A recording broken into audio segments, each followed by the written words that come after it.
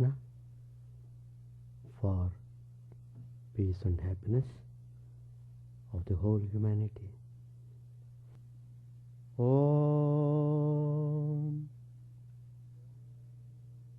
Stapakaya Dharmasya Sarvadharmaswarupine Stapakaya Dharmasya Sarvadharmaswarupine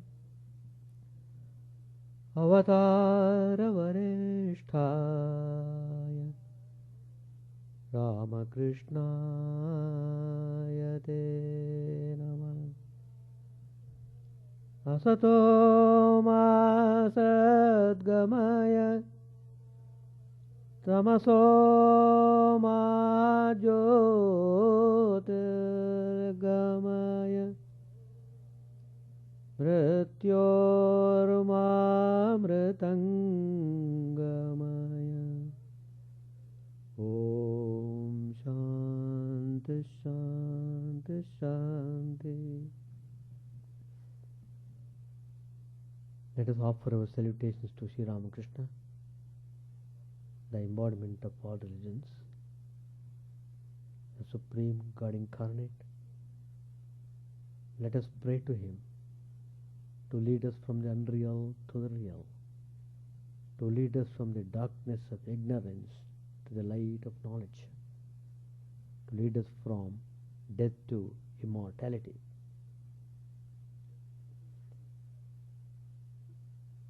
We have been studying Gospel of Sri Ramakrishna. Today's topic: why discipline is vital to spiritual life.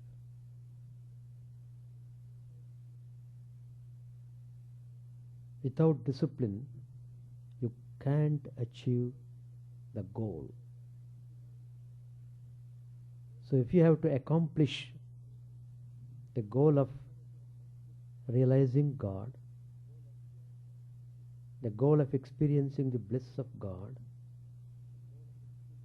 you must practice discipline.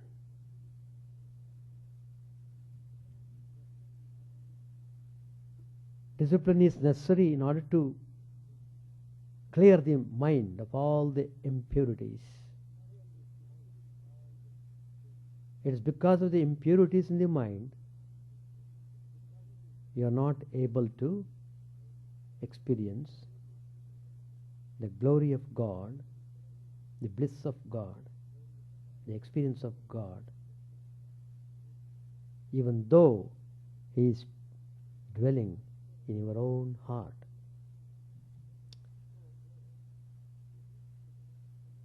So, we need to know certain things so that we are inspired to undertake discipline. You must be willingly take to spiritual sadhana. Then everything comes off easily. Sri Ramakrishna said in the Gospel, who is the real man? The real man is pure Atman. In another place, Sri Ramakrishna said, men not deluded through divine mother's Maya and have become attached in so many ways to the world. In another place, Sri Ramakrishna said, as long as a man has the fish, that is, worldly desires, he must perform actions and consequently suffer from worry, anxiety, and restlessness. No sooner does he renounce these desires than his activities fall away and he enjoys peace of soul. Then Sri Ramakrishna said, one must practice spiritual discipline laboriously in order to avoid the clutches of Maya. Explaining the Vedantic view of soul, Swami Vivekananda observed, every human being is a perfect being, but paradoxically, every human being feels that he is imperfect and so is dissatisfied. Yet he has an irresistible desire for attaining perfection. And until this desire for attaining perfection is duly satisfied, he can never be at peace. And as the Bhagavad Gita says, there cannot be happiness without peace. Shantra shantasya kutas sukham. That's the expression of the Gita. In essence, man is perfect.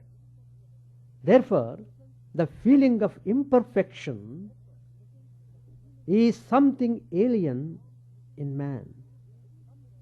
So long as man identifies himself with this alien matter, he can never get rid of this feeling of imperfection, however hard he may try. And consequently, he will be dissatisfied and miserable. Human life on earth is an opportunity given to us to realize our inherent perfection and be free. Attaining freedom or mukti is the one supreme goal of human life. The first step to advance towards this goal supreme is to know that perfection is already in us. Somehow we have forgotten our real nature and have identified ourselves with imperfections. So we are suffering. So we are always dissatisfied. We are always restless. We are always in some kind of unhappiness.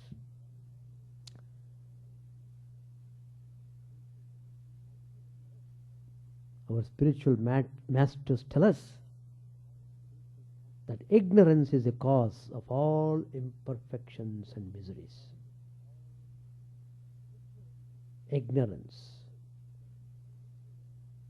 Sri Ramakrishna said to Keshab, again I am taking the statement from the Gospel, man dwells in the realm of Maya.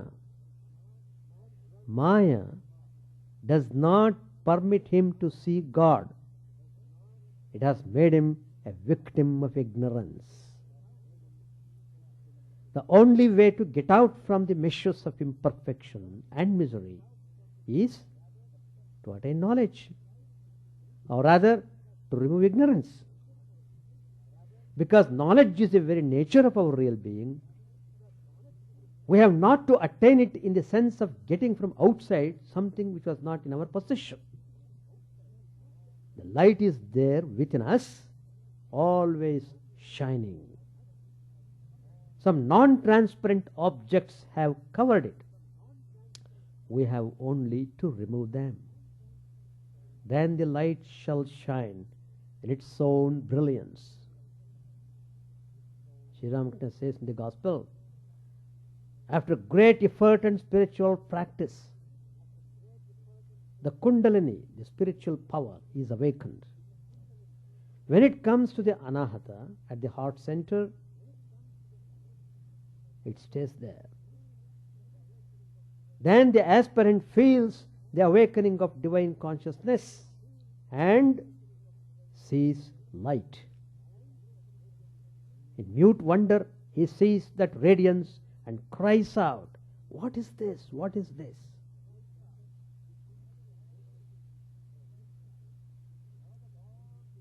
So, the cause of all the sufferings and unhappiness, miseries, is, to put in one word, ignorance. Light the lamp of knowledge. Aspire to have the knowledge. Then you will see how the ignorance just vanishes in a second.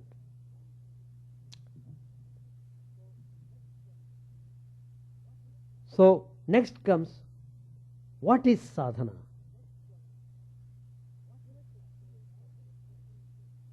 The direct experience of our divine nature solves the problems of life here and hereafter. This experience presupposes certain kinds of disciplines as its essential condition. These disciplines are called sadhana. It should be noted that these are only conditions for divine experience and not the experience itself. Nor can it be said that these disciplines directly lead to immediate divine experience. They prepare us for divine experience. But the experience itself comes only through divine grace. Well, if divine grace comes only through, if divine experience comes only through divine grace and nothing else, can we then not dispense with these disciplines? As a rule, no. Because getting the divine experience without any preparatory qualifications is an exception. And exception is exception. It cannot be generalized. Maybe one or two in the whole creation you may find exception. So these disciplines preceding divine experience have been accepted by the religious and spiritual teachers of all times and climes. Even the incarnations undergo disciplines. Sri Ramakrishna underwent discipline for 12 years. Lord Krishna did tapas. Sri Ramakrishna said to Vijay Goswami, he says in the Gospel, God can be seen the moment His grace descends. He is the sun of knowledge. One can see God only if he turns his light towards his own face. He gives the example, the police sergeant goes his rounds in the dark of night with a lantern in his hand, night watch. No one can see his face. But with the help of that light, the sergeant sees everybody's face, and others too can see one another. If you want to see the sergeant, however, you must pray to him, Sir, please turn the light on your own face, let me see you. In the same way, one must pray to God, O God, be gracious and turn the light of knowledge on thyself, that I may see thy face. So, how important it is to undertake sadhana. Seeing God is realizing our inherent perfection and becoming free. The essential condition of seeing God is purity in heart. There cannot be any real spiritual experience unless the heart becomes perfectly pure. What is impurity of heart?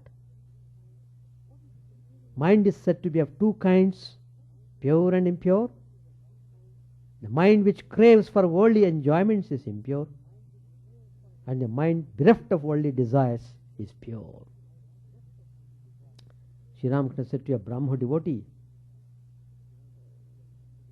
Again, I am quoting Gospel. Bondage is of the mind, and freedom is also of the mind. The desire for worldly enjoyment, here and hereafter, makes the heart impure. The more you crave for the desires of the world, the more impurities you are loading into your mind. The spiritual teachers have put all the worldly desires under 3 heads. Broad classification. Putraishana, Vittaishana, Lokaishana. These are the 3 heads. Sanskrit words. I am telling you the meaning. All the desires are just dumped into these 3 bags. One is Putraishana, the desire for progeny, procreation. Vittaishana, desire for wealth.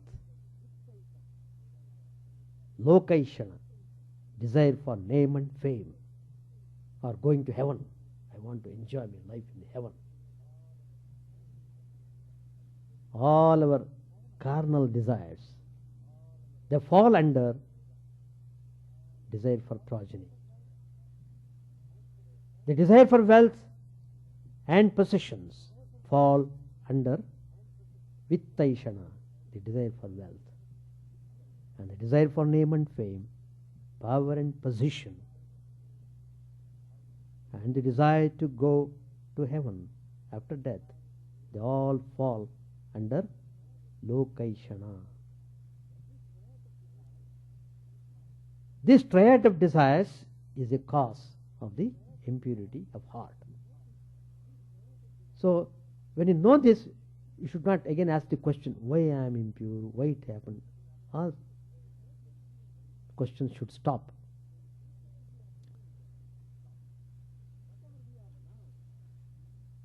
Whatever we are now, said Swami Vivekananda, is a result of whatever we have been or have thought in the past, and whatever we shall be in the future will be the result of what we do or think now. Our bent of mind, propensities, ambitions are the result of our past thought and action. We had repeated these actions and thoughts for numberless times in the past. They have produced in our mind deep impressions called samskaras. These samskaras are the real force behind our present thought and action. If worldly thoughts and desire for sense enjoyment are strong in us, it means that we had repeated them a large number of times in the past. They have produced bad samskaras on our mind and thus have polluted our heart.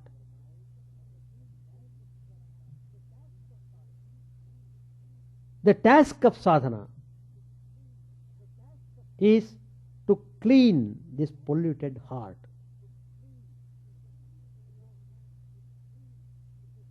So, it's a twofold cleaning process, negative and positive. First of all, further pollution of the heart must be checked. Therefore, the negative aspect of sadhana prescribes that all worldly thoughts and selfish actions must be controlled at the very outset. The positive aspect of sadhana prescribes certain disciplines which purify the heart. Sadhana is a means to attain an end, not an end in itself. All the teachers of the different systems of philosophy and religion accept the need of sadhana for spiritual realization. They all agree on some basic features of sadhana. If these basic disciplines are followed properly and meticulously, they make us fit subjects to receive the divine grace. Explaining the basic features of sadhana in one of his class lectures, Swami Vivekananda observed, these preparations will make us pure and light. Bondages will fall off by themselves, and we shall be buoyed up beyond this plane of sense perception to which we are tied down, and then we shall see and hear and feel things which men in the three ordinary states, namely waking, dream and sleep, neither feel nor see nor hear. Thus we see that although on principle the sadhanas are not the direct cause of spiritual realization, their importance and role in spiritual realization cannot be underestimated.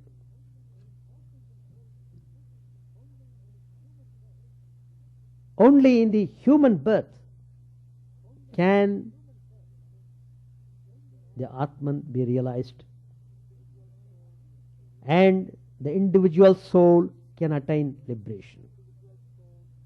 The human personality is a body-mind complex. The aspirant who wants to attain freedom has to train his body-mind and make it a fit instrument for attaining freedom.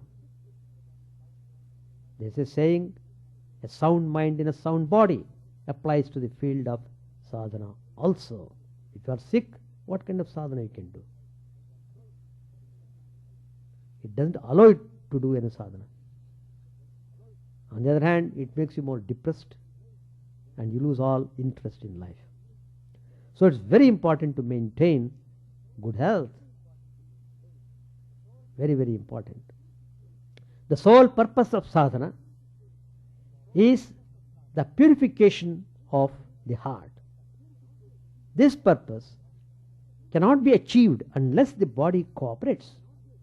The body is like a young, unbroken horse which always tries to kick and throw off the rider who wants to break the horse. The intelligent rider who wants to use the horse for better purposes keeps his patience and trains the horse slowly but surely.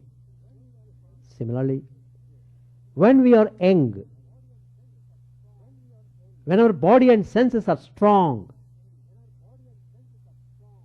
we should give proper attention for controlling the activities of the body-mind.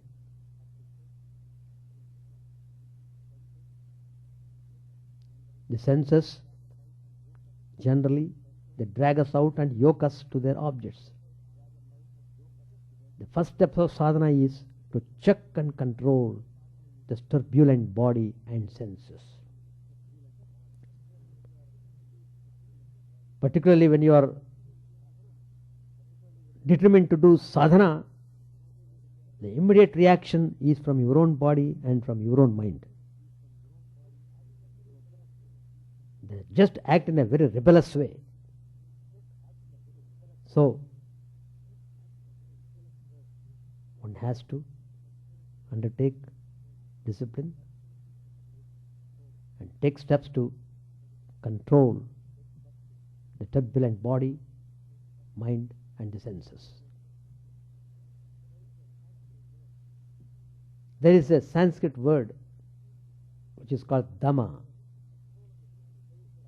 That means the control of the body and the senses is called dhamma.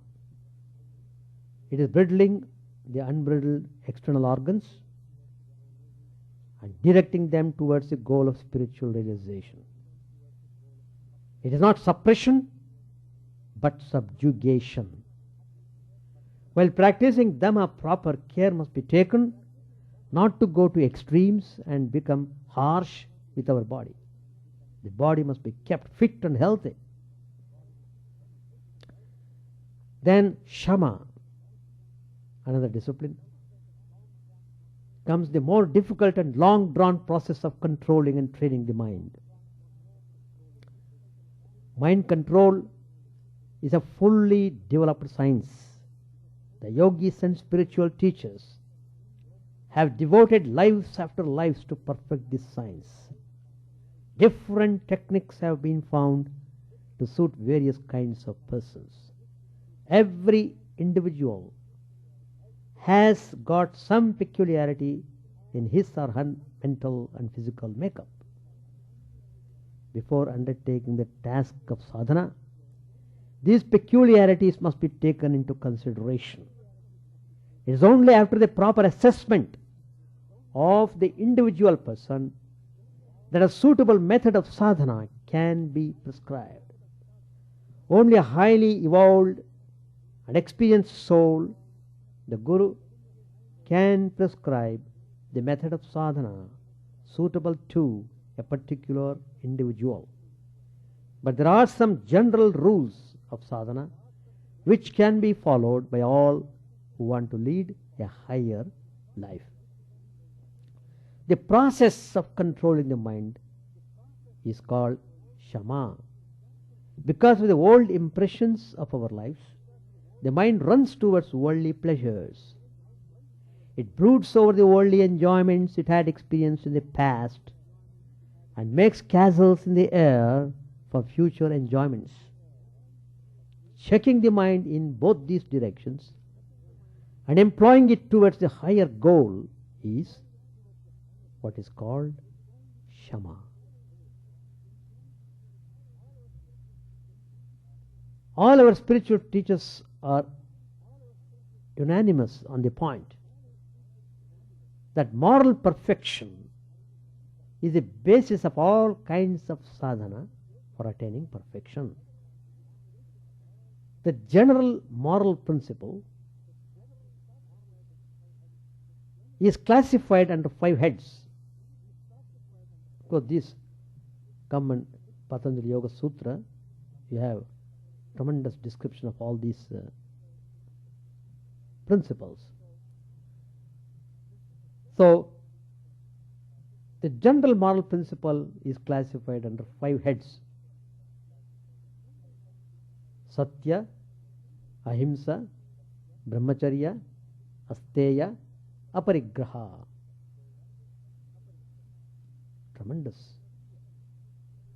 One is Satya, that is truthfulness. It is not only speaking the truth as it is generally understood. The aspirant has to practice truthfulness in thought, in word, and in deed.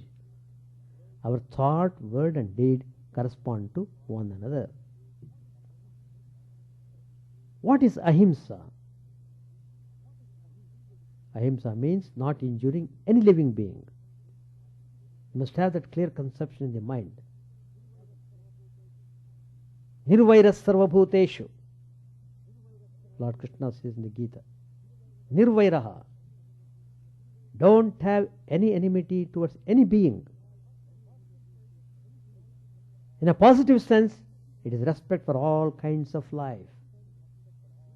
In the strictest sense, injuring anybody's feelings maliciously by words or deeds is considered himsa. That means hurting anybody in any manner comes under himsa. To practice ahimsa properly, the aspirant should have respect not only for life, but also for the feeling of others. Selfless love towards all beings is implied in practicing ahimsa, non-violence, not hurting anybody. The third principle, brahmacharya. It is generally translated as continence, but it is not limited to control of the sex urge only. It further includes control of all other senses and impulses of mind, and then their direction towards the supreme goal of attainment of perfection. Then comes asteya, means non-stealing. Taking anything which does not belong to one without the permission of the owner is considered stealing. Abstaining from this act is called asteya. Next comes aparigraha. It means non-possession. It does not mean poverty. A beggar is not necessarily a man practicing aparigraha, because though he does not possess much, he has not given up the sense of possession. Aparigraha means giving up the desire for possession and having as little of physical and mental needs, having as little of physical and mental needs as possible. All these moral virtues are, of course, not cut and dried items which can be practiced separately. They are all interconnected and linked together. The practice of one virtue facilitates the practice of the others. Similarly, the negligence in the practice of any of them hampers the practice of the other virtues. It can be seen that Shama and Dhamma, under which all these virtues come, are the obverse and reverse of the same coin. Therefore, they must be practiced together and simultaneously for purifying the heart. Indeed, this practice of Shama and Dhamma is a way of life.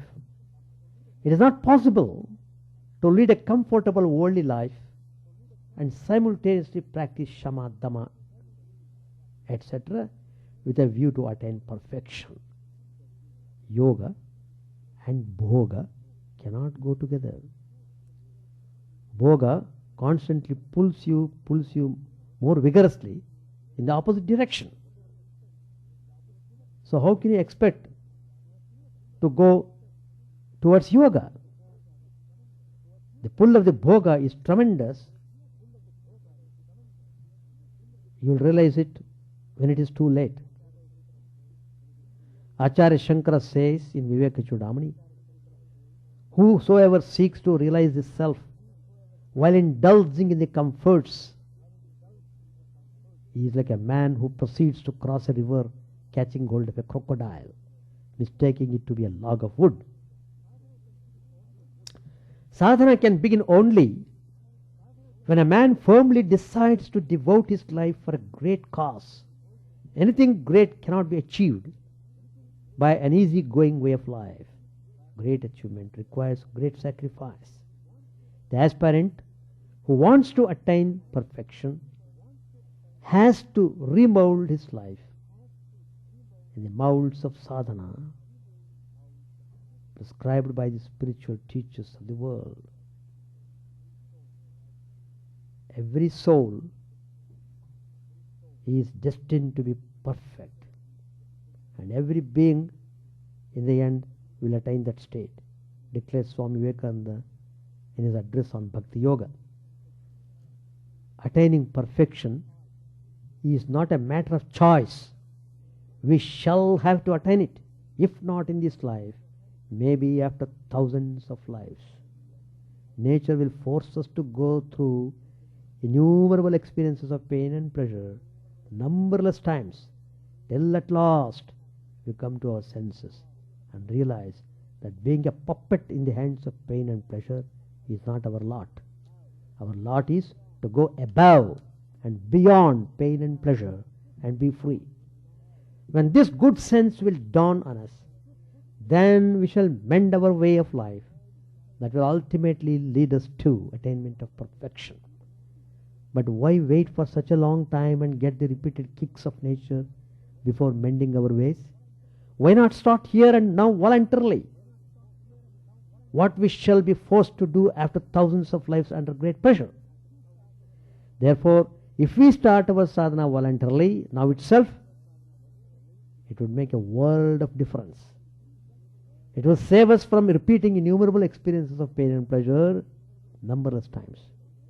And if we are sincere enough, we may get the guidance from the Divine Spirit itself and cross the ocean of this world in this very life.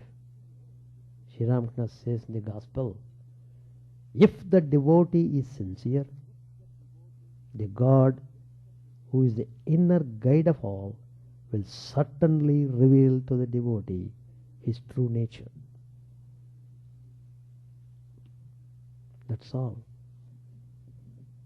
So now you have understood how discipline is vital for spiritual life. Sri Ramakrishna said to M, page 756, there were no instruments to accompany the songs. The singing creates an atmosphere when there is a proper accompaniment. Smilingly, he said, do you know how Balaram manages a festival? He is like a miserly Brahmin raising a cow. The cow must eat very little but give milk in torrents. Allah. Sing your own songs and beat your own drums. That's Balaram's idea. Allah. As evening came on, lamps were lighted in the drawing room and on the veranda. Sri Ramakrishna bowed to the Divine Mother and began to chant the name of God.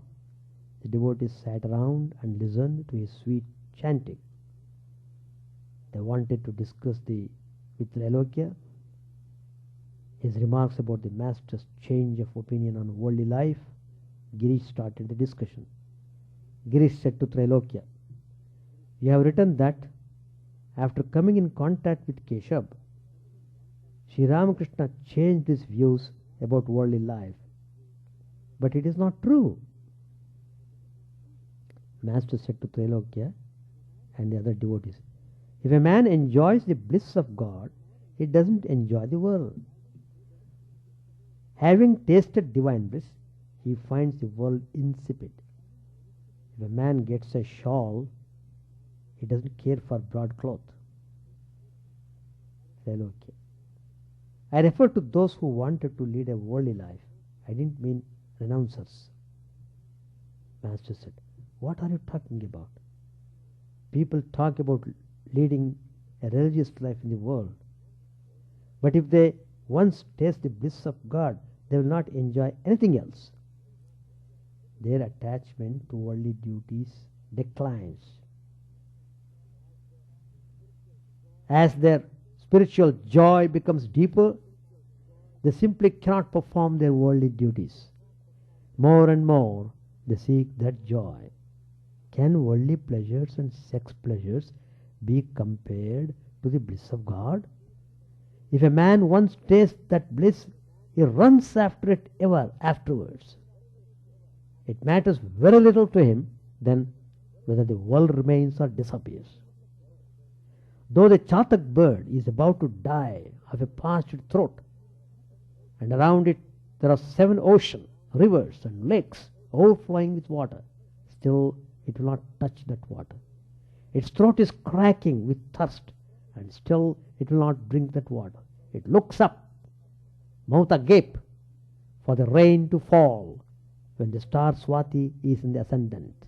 To the chatak bird, all waters are mere dryness beside Swati water. People say they will hold to both God and the world. After drinking an ounce of wine, a man may be pleasantly intoxicated and also conscious of the world. But can he be both when he has drunk a great deal more? After the bliss of God, nothing else tastes good. Then talk about lust and gold stabs the heart, as it were. Intoning, Sri Ramakrishna said, I can't enjoy the talk of worldly people. When a man becomes mad for God, he doesn't enjoy money or such things.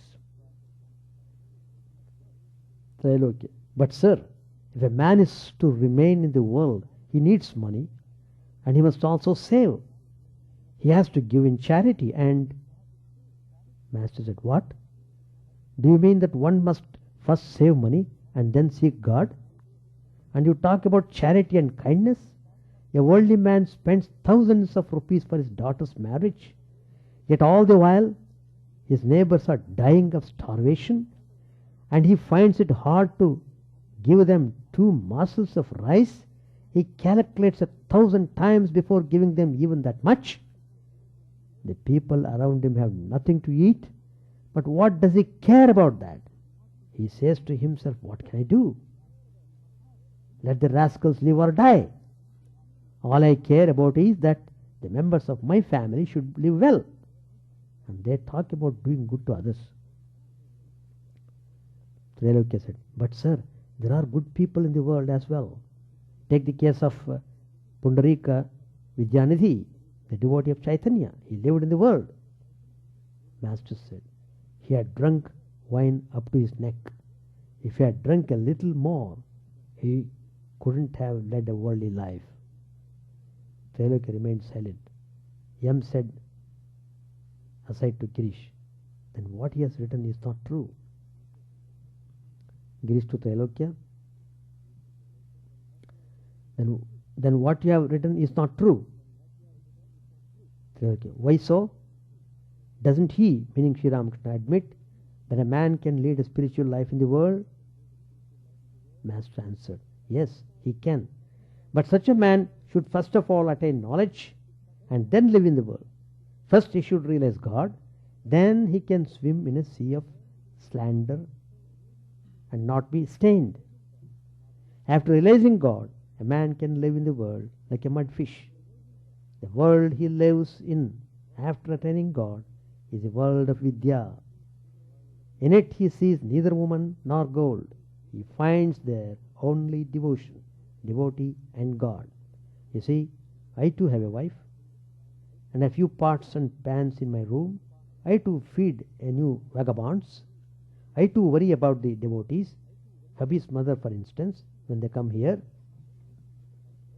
A devotee said to Trailokya, I have read in your book that you do not believe in the incarnation of God. You said so in connection with Chaitanya. We shall stop here. So any question or discussion? Anyway, first of all, the very fact we have not seen God means our mind is loaded with impurities. That shows you have to purify your mind. You can't hire a person to clean your mind. You have to hire yourself. You have to pay attention.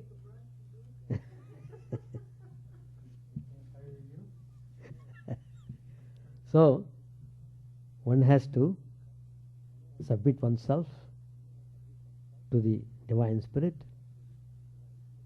and sincerely take steps vigorously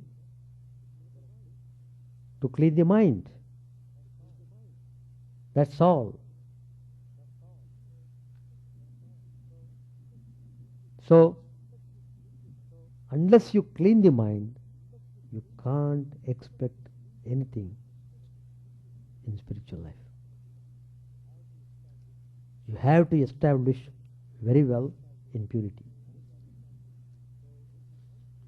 So, once you establish yourself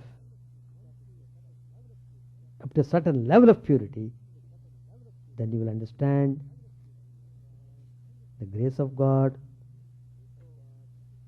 So, in order to understand the spiritual values and their application, you will have to seek the Guru, the spiritual teacher, and follow his instructions meticulously.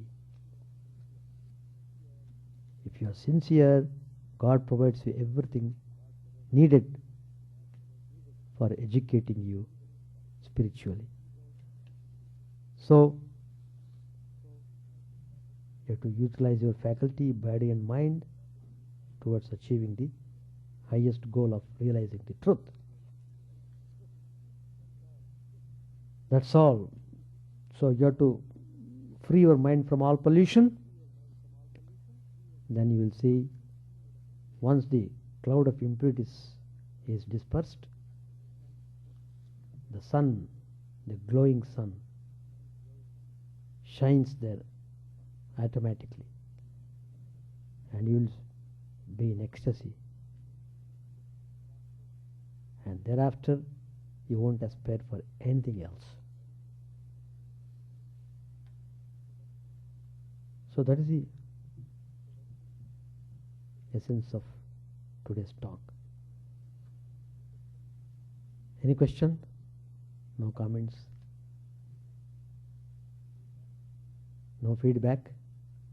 Hearing you have done, application you have to do.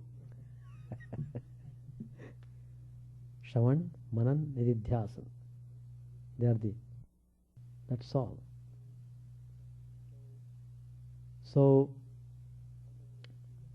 how much energy we are spending in all sorts of things in the world, in accomplishing things of the world. How little we are utilizing our energy towards realizing the truth. Anyway, what can be done? The worldly pull is tremendous and forceful. So you must be very robust in pulling up the mind. That is called sadhana. No. Good. You have understood. We shall stop. Chant the name of the Lord and His glory unceasingly, that the mirror of the heart may be wiped clean and quench that mighty forest fire, worldly lust, raging furiously within. Our name streamed down in moonlight on the lotus heart, opening its cup to knowledge of thyself. O self, drowned deep in the waves of His bliss, tasting His nectar at every step, bathing in His name that bought for very selves. Various are thy names, O Lord. In each and every name thy power resides. No times are set, no rites are needful for chanting of thy name. So vast is thy mercy, how huge then is my wretchedness, who find in this empty life and heart no devotion to thy name. O my mind, be humbler than a blade of grass. Be patient and forbearing like a tree. Take no honor to thyself, give honor to all. Chant unceasingly the name of the Lord. O Lord and soul of the universe, mine is no prayer for wealth or retinue, the playthings of lust or the toys of fame. As many times as I may be reborn, grant me, O Lord, a steadfast love for thee. A drowning man in this world's fearful ocean is thy servant. O sweet one, in thy mercy consider him as dust beneath thy feet. Ah, how I long for the day when an instant's separation from thee, O Lord, will be as 1,000 years, when my heart burns away with its desire, and the world without thee is a heartless void. Prostrate at thy feet let me be, in unwavering devotion, neither imploring the embrace of thine arms, nor bewailing the withdrawal of thy presence, though it tears my soul asunder. O thou who stillest the hearts of thy devotees, do with me what thou wilt, for thou art my heart's beloved, thou and thou alone. O Lord, lead us from the unreal to the real, lead us from darkness to light, and lead us from death to immortality. May all be free from dangers. May all realize what is good. May all be actuated by noble thoughts. May all rejoice everywhere. May all be happy. May all be free from disease. May all realize what is good. May none be subject to misery. May the wicked become virtuous. May the virtuous reign tranquility. May the tranquil be free from bonds. May the freed make others free. May good betide all people. May the sovereign righteously rule the earth. May all beings ever attain what is good. May the worlds be prosperous and happy. May the clouds pour rain in time. May the earth be blessed with crops. May all countries be freed from calamity. May holy men live without fear. May the Lord, the destroyer of sins, the presiding deity of all sacred works, be satisfied. For he being pleased, the whole universe becomes pleased. He being satisfied, the whole universe feels satisfied.